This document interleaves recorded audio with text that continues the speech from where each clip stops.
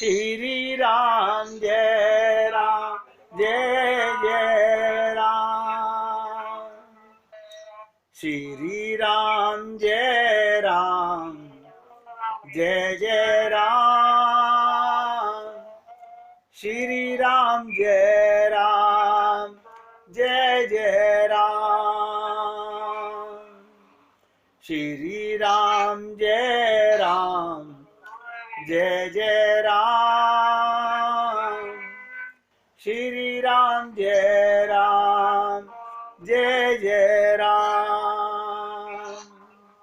श्री राम जय राम जय जय राम। श्री राम जय राम जय जय राम। श्री राम जय राम जय जय राम। श्री राम जय राम जय जय राम। आप सब भक्त लोग एकाग्रचित होकर सुनिएगा। 2 घड़ी तक काम का चमत्कार जब होता रहा, जब तक कि वो शंकर जी के पास नहीं पहुंच गया। मानस में इस उभय घड़ी के 2 प्रसंग आते हैं, एक राम से संबंधित, दूसरा काम से संबंधित।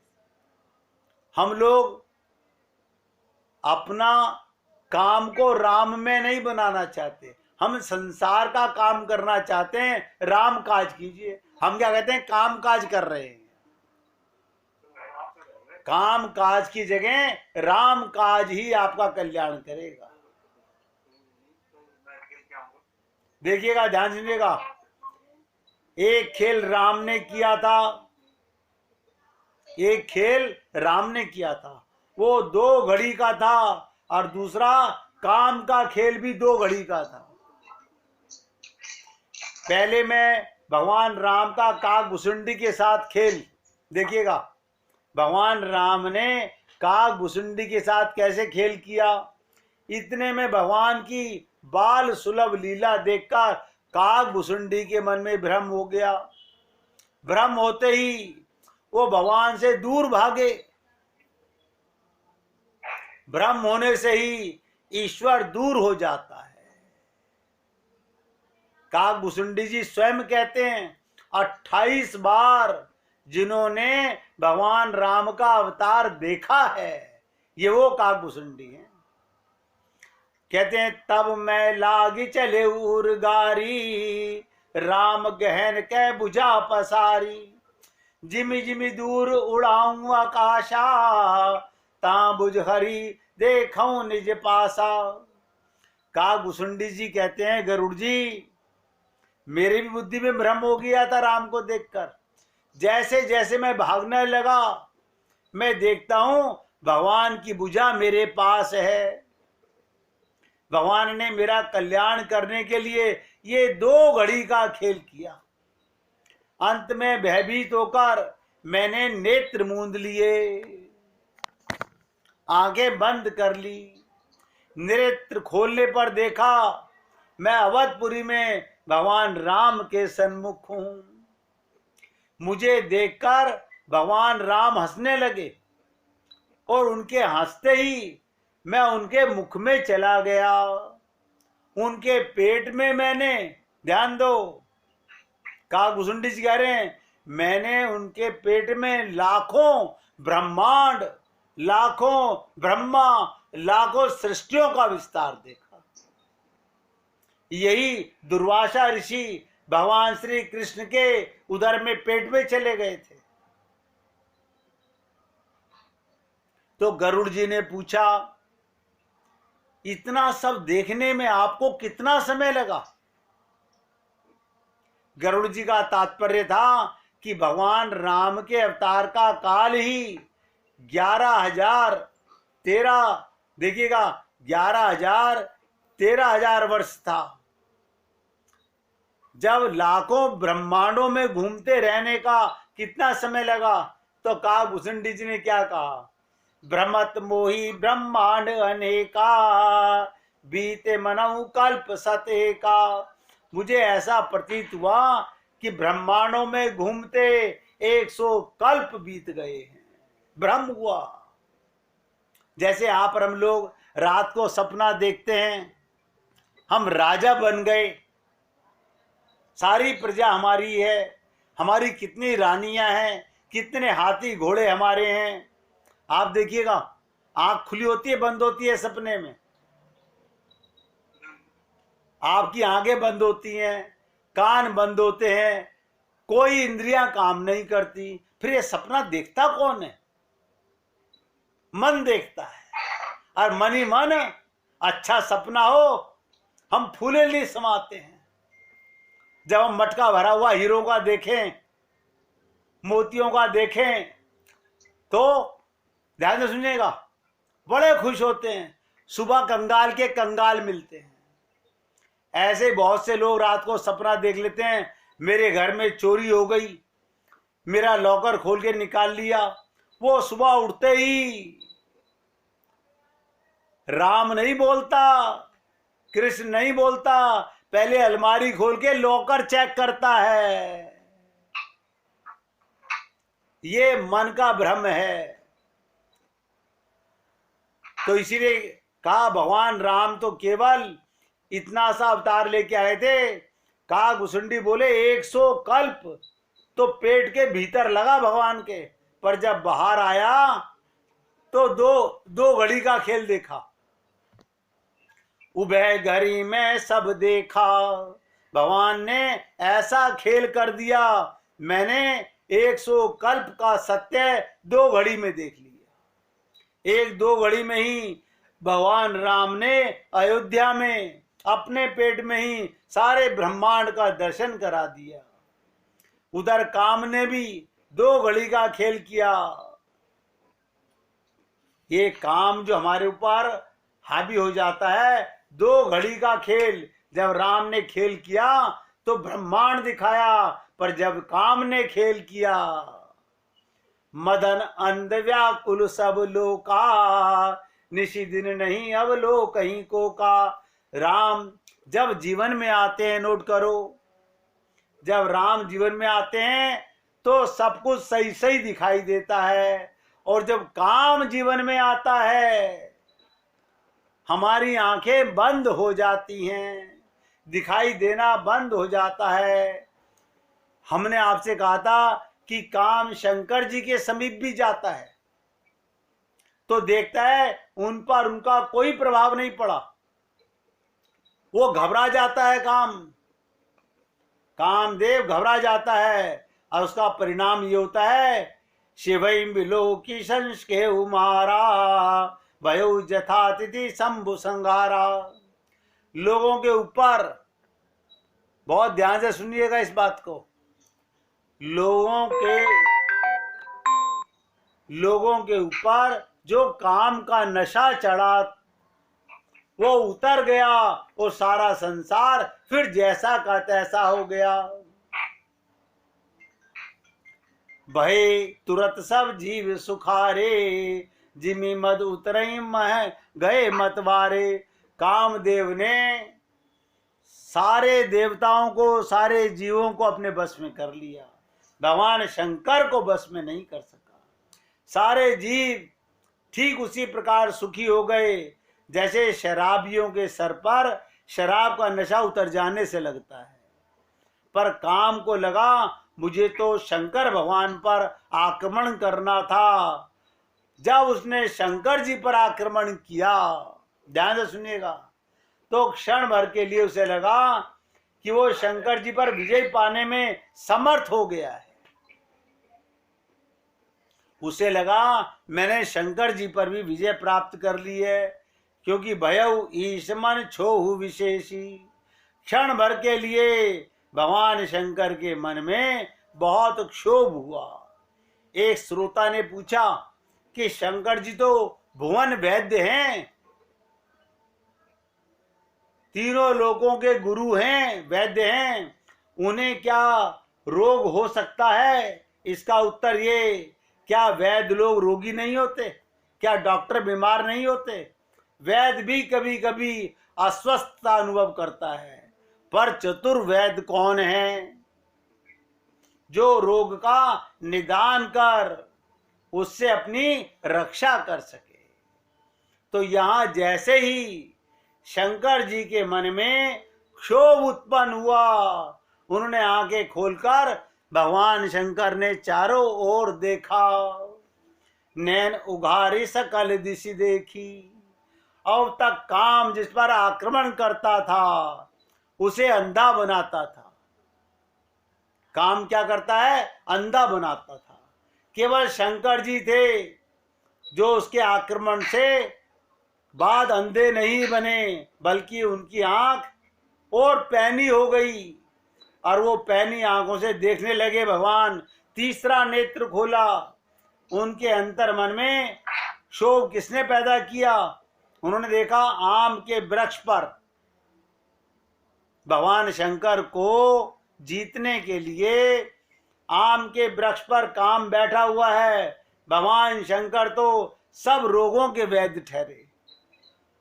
आयुर्वेद में चिकित्सा की गई पद्धतियों में उनमें एक है विषय विषमोधनम। बहुत ध्यान सुनिएगा, अर्थात विष की दवा विष है, जहर जहर को मारता है। भगवान शंकर इसी पद्धति से काम का निदान करते हैं। उन्होंने नेत्र खोला और देखा, अच्छा ये काम जो मुझे बहिर्मुख बनाना चाहता है, मेरे मन में वासना की सृष्टि करना चाहता है। देवता डर के मारे सोचने लगे कि कहीं शंकर जी अपना तीसरा नेत्र ना खोल दे। पर शंकर जी ने तो तीसरा नेत्र खोलने का संकल्प कर लिया था, क्योंकि वही असली और नकली की पहचान की कसौटी है, जिसे हम भजन में कहते हैं, घूंघट के पट खोलरी तोय पिया मिले। राम और काम, एक एक शब्द ध्यान दो, राम और काम दोनों ही देखने में एक जैसे सुंदर हैं, एक जैसे धनुर्धारी हैं। भगवान राम के विवाह के समय भी ध्यान दीजिएगा, भगवान राम के विवाह के समय भी भगवान शंकर ने अपना तीसरा नेत्र खोला था, और यहां पर भी उसी को खोलने का निश्चय करते हैं। उनका तात्पर्य था, जो मेरी तीसरी आंख के सामने ज्यों का त्यों बना रहे वो राम है।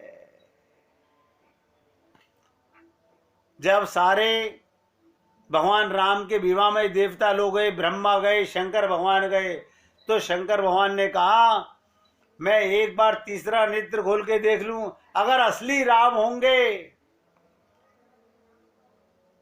तो भस्म नहीं होंगे, और काम होगा तो भस्म हो जाएगा। तो इसका तात्पर्य था, भगवान शंकर ने कहा, जब मेरी तीसरी आंख के सामने जो का त्यों बना रहे वो राम है, और जो जलकर खाक हो जाए वो काम है।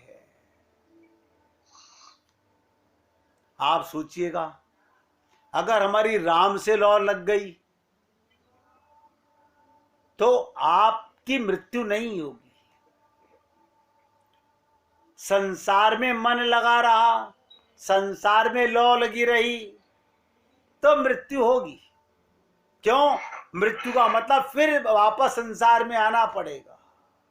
या तो आप अमर होंगे या मरेंगे। अमर कब होंगे?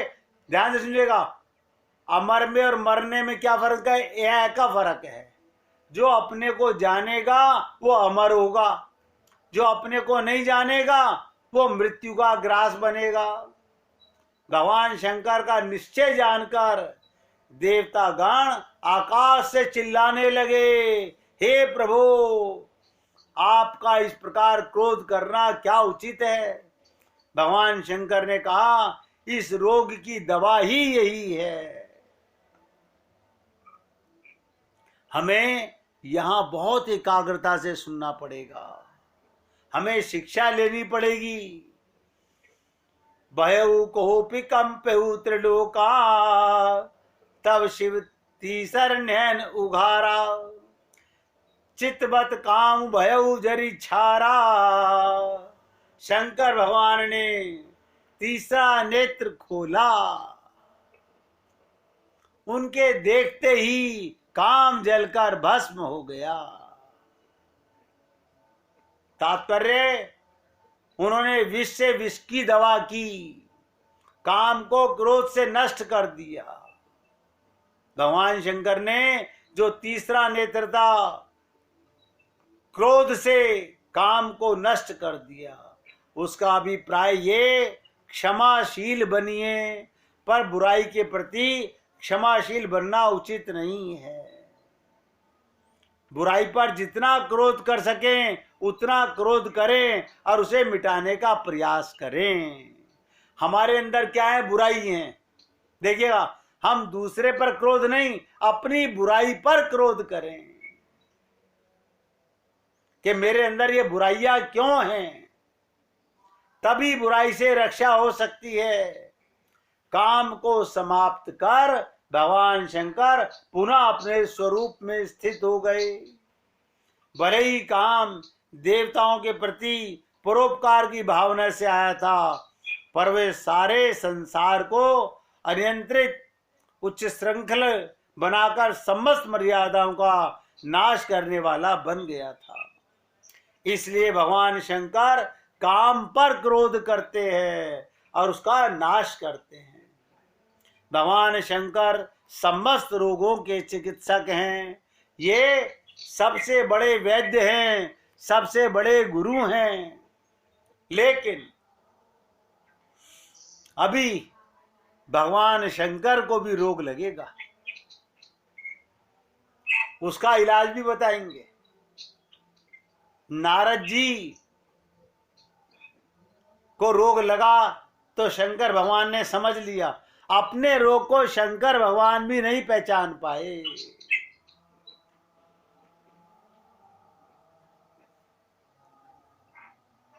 वे कामारी रूप में विद्यमान विख्यात हैं।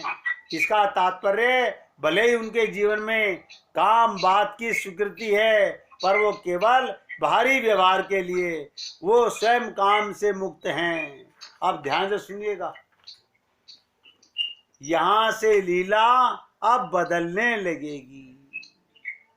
जो लोग घर के काम भी कर रहे हो, सत्संग भी सुन रहे हो, उनसे निवेदन कर रहा हूं, एक पंथ दो काज, ये मंदिर की पूजा नहीं है, ये सत का संग है। यहाँ पर एकाग्र चित्त होकर बैठना पड़ता है। अब तक के प्रवचनों में हमने आपसे चर्चा की कि तुलसीदास जी मानस रोग के विविषण में आयुर्वेद शास्त्र की पद्धति का सहारा लेते हुए कहते हैं, जैसे कफ, वात और पित्त मनुष्य के शरीर में 3 दोष हैं। देखिए, पहले भी कई बार बता चुका हूं, फिर दोबारा बता रहा हूं। जैसे शरीर के कफ, वात, पित्त को खत्म नहीं किया जा सकता, उनके बढ़े हुए कफ को, वात को, पित्त को रोकना पड़ता है। इसी प्रकार लोभ, काम और क्रोध, ये मन के त्रिदोष हैं। 3 दोष शरीर में, वात, पित्त, कफ, 3 दोष मन के, काम, क्रोध, लोभ। जब तक मनुष्य का शरीर है तब तक ये त्रिदोष बने रहेंगे। शरीर के तीनों दोष सदा रहेंगे। शरीर को स्वस्थ रखने के लिए इन दोषों को मिटाना नहीं है, अपितु तीनों को संतुलित करना है, बैलेंस करना है। जैसा मैं पहले भी आपको बता चुका हूं, जब शरीर में बात नियंत्रित रहता है, बात पर कंट्रोल रहता है, तब वो व्यक्ति के शरीर की गति देता है। और जब वो बात का रोग बढ़ जाए, अमर्यादित हो जाता है, उस व्यक्ति के शरीर में अगणित रोगों की सृष्टि हो जाती है। एक एक शब्द पे ध्यान दीजिएगा। जैसे शरीर में बात बढ़ जाए तो शरीर में बहुत सारे रोग आ जाते हैं, ऐसे ही जब मन में काम जीवन में नियंत्रित और मर्यादित रहता है तो हानिकारक नहीं होता, पर जब ये मर्यादा की सीमा लांघ जाता है, ये काम मर्यादा की सीमा लांघ जाता है, तब व्यक्ति और समाज का पतन की ओर ले जाता है। इसी तथ्य को स्पष्ट करने के लिए रामचरितमानस के भिन्न भिन्न प्रसंगों में काम के विविध पक्षों का सुंदर विश्लेषण किया गया और ये बताया गया कि किस रूप में उसे समाज में स्वीकार किया जाना चाहिए, किस रूप में उसका परित्याग होना चाहिए।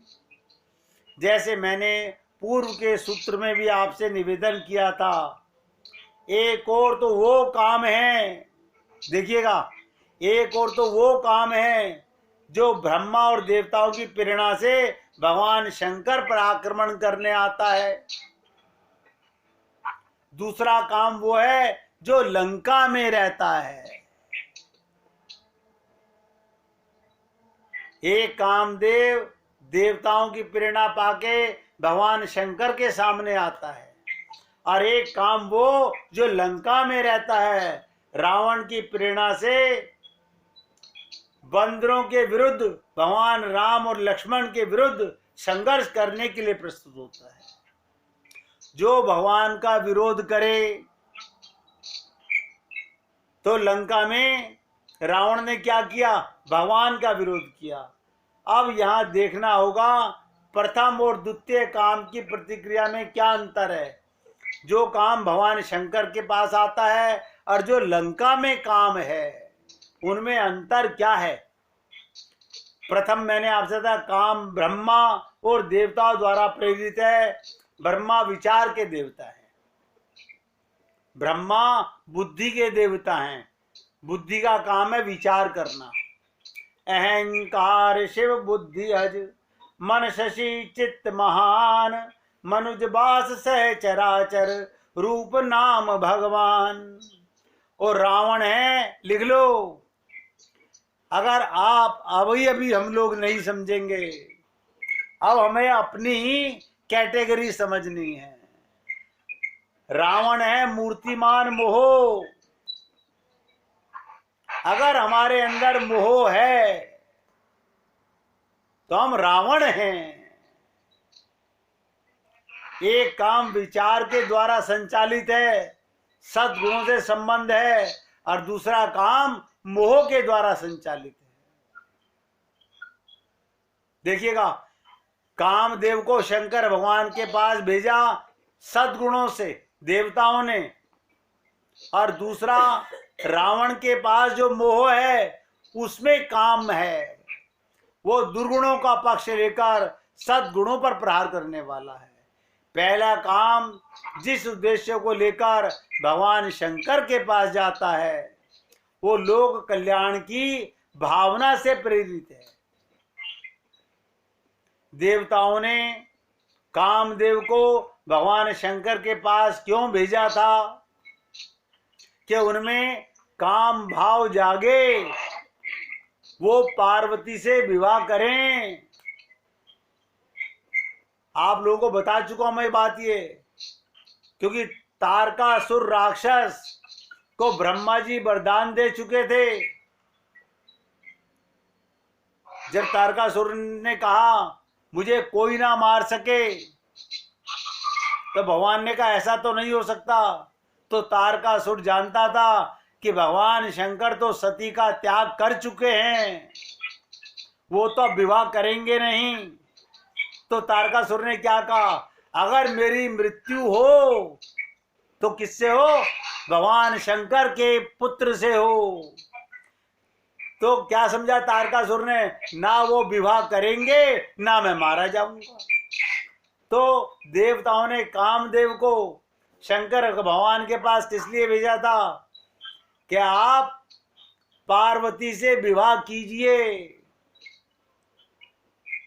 तो पहला काम, जिस उद्देश्य को लेकर भगवान शंकर के पास जाता है वो लोक कल्याण की भावना से प्रेरित है। आपके सामने पूर्व पीठिका के रूप में कथा प्रस्तुत की गई कि जब भगवान शंकर समाधि में अंतर्लीन हो गए तो तारकासुर बड़ी तपस्या करता है। तारकासुर की तपस्या से प्रसन्न होकर ब्रह्मा जी उसे वरदान देने के लिए आते हैं और उसे पूछते हैं कि तुम क्या चाहते हो। असुरों की तो सबसे प्रिय अभिलाषा है अमृतत्व, हम मरे नहीं। जितने भी असुर संसार में आए हैं वो यही कामना करते हैं हम किसी से ना मरें, और उस अमरता से उनका तात्पर्य होता है शरीर को अमर बनाने की वृत्ति। और मैं भी इस बात से पूरा सहमत हूं। जब तलक हम इस शरीर को ही संवारते रहते हैं, आप देखिएगा आप अपने लिए आत्मा के लिए कितना दृढ़ संकल्प करते हैं और शरीर के लिए कितना इनके रोगों का इलाज करते हैं, आप स्वयं देख लीजिए। हम सब लोग अपने शरीर के लिए जितनी क्रिया करते हैं, धन कमाते हैं शरीर के सुख के लिए, सामान इकट्ठा करते हैं शरीर के सुख के लिए, भोग करते हैं शरीर के सुख के लिए, आत्म कल्याण के लिए कोई नहीं करता। तो हम भी कौन हुए? जो शरीर को जिंदा रखना चाहे वो राक्षस है। मरने वाले शरीर को अमर नहीं बनाया जा सकता। अमृत तो आत्मा है, आत्मज्ञान ही अमृतत्व है।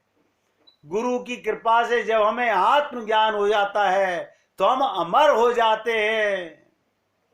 शरीर मानते रहोगे, इसे संवारते रहोगे, इसका ध्यान करते रहोगे तो मरना सुनिश्चित है। शरीर का ध्यान करना कितना जरूरी है, क्योंकि इस देह में हरि मिलत है, बस इसलिए शरीर की आवश्यकता है। तो अब ध्यान से सुनिएगा। अब जो बात मैं आपसे बोलने जा रहा हूं, असुरों की आदत है शरीर को ना मरने देना, और दैत्य वो है, ध्यान से सुनो, राक्षस वो है जो शरीर को ही आत्म तत्व मानता है, अपने को स्त्री पुरुष मानता है। हाँ, सुनहरे शब्दों में लिख लो, वो राक्षस ही है। इससे ज्यादा और क्या बोलूं? जो अपने को देह मानेगा वो राक्षस है, पर जो आत्म तत्व ज्ञानी है, लिखो, आत्म तत्व ज्ञानी है, जो स्वयं को आत्मा जानता है और शरीर को अपने से अलग जानता है। और ध्यान से सुनिएगा, मैं कोई अमरता का वरदान नहीं दे रहा हूं। आत्मा अमर है, लिख लो, आत्मा अमर है, शरीर नाशवान है, पर जो शरीर को आत्मा मान बैठता है उसके मन में शरीर को बचाए रखने की, अमर बनाने की चिंता लगी रहती है। अब आप समझ गए कि दैत्य कौन है, राक्षस कौन है? इतना तो आप सब लोग बहुत आराम से समझ रहे होंगे। मैंने कहा वो राक्षस है, वो दैत्य है जो शरीर को ही आत्म तत्व मानता है, शरीर के धर्म को ही अपना धर्म मानता है, और शरीर के संबंध को ही अपना संबंधी मानता है। वो कौन है? वो राक्षस है, वो दैत्य है। मरने वाली चीज को मैं मानता है, अमृत को भूला हुआ है, और मरने वाली चीज को मैं माने हुए है। पर दूसरी बात मैंने आपसे कही, पर जो आत्म तत्व ज्ञानी है, हमारे गुरुदेव, सबके गुरुदेव सारे संत महात्मा हमें आत्म तत्व ज्ञानी बनाना चाहते हैं, यानी हमारा हमसे परिचय कराना चाहते हैं। और हम सुनने के बाद भी अपने को वही शरीर मानते हैं, वही देह मानते हैं। बहुत दुख की बात है। वो जानता है आत्मा और शरीर भिन्न है। जिसको ये ज्ञान हो गया मैं आत्मा हूं और मेरा शरीर है, ये देह भगवान ने क्या कहा किसके लिए मिला है? हरि को पाने के लिए। इस देह में हरि मिलत हैं, बस। तो देह का उपयोग किस लिए करना है? भगवान को पाने के लिए। देह का उपयोग भगवान को पाने के लिए करना है। ये चर्चा बहुत इंपॉर्टेंट चर्चा है। कल फिर आपके साथ इस चर्चा पर गहरा चिंतन करूंगा। यही हमारी गाड़ी रुकी हुई है। ध्यान से सुनिएगा। पान सड़ा क्यों, घोड़ा अड़ा क्यों, रोटी जली क्यों? हम अपने को देह क्यों मानते रहे? ये चौथी बात। इसकी चर्चा कल आपके साथ करेंगे। जब तक ये भ्रम रहेगा कि मैं स्त्री हूं, देखिएगा स्त्री अपने शरीर के लिए कितना सामान इकट्ठा करती है और पुरुष अपने शरीर के लिए कितना सामान इकट्ठा करता है, लेकिन आत्मा के लिए परमात्मा का कोई प्रेम इकट्ठा नहीं करता। आज यहां पर सत्संग को